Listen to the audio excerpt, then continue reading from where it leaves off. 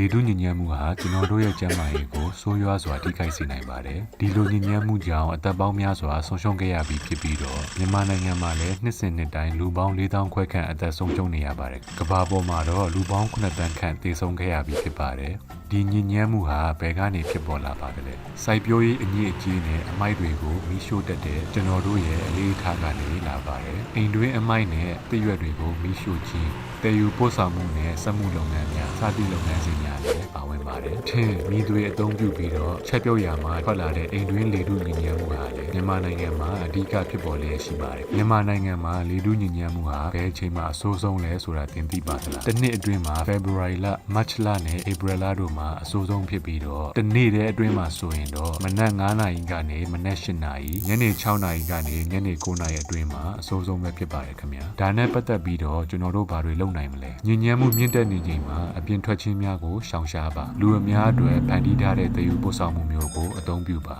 ကျွန်တော်တို့ရဲ့အမိုက်နဲ့တရွက်များကိုမိရှို့ခြင်းမှာရှောင်ရှားပါဒီလိုပြုလုပ်ခြင်းဟာကျွန်တော်တို့ရဲ့မိသားစုနဲ့အိမ်နီးနားချင်းတွေအပေါ်မှာသက်ရောက်မှုရှိပါတယ်အိမ်အတွင်းထင်းမီးသွေးတို့ကိုအသုံးပြုပြီးချက်ပြုတ်ခြင်းမှာတတ်နိုင်သမျှရှောင်ရှားပါအိမ်ထဲမှာဒီလိုချက်ပြုတ်ခြင်းကသင်ကလေးငယ်တွေရဲ့ကျန်းမာရေးအပေါ်ဆိုးကျိုးသက်ရောက်မှုရှိပါတယ်လေထုညစ်ညမ်းမှုဟာကမ္ဘာပြဿနာဖြစ်ပြီးတော့ကျွန်တော်တို့အားလုံးပါဝင်တိုက်ထုတ်ရမှာပဲဖြစ်ပါတယ်ခင်ဗျာဒီဗီဒီယိုလေးကိုသင်ရဲ့မိသားစုတငယ်ချင်းမိတ်ဆွေတွေနဲ့ဝေမျှပြီးတော့ဆွေးနွေးကြည့်ကြဖို့ဖိတ်ခေါ်ပါရစေခင်ဗျာ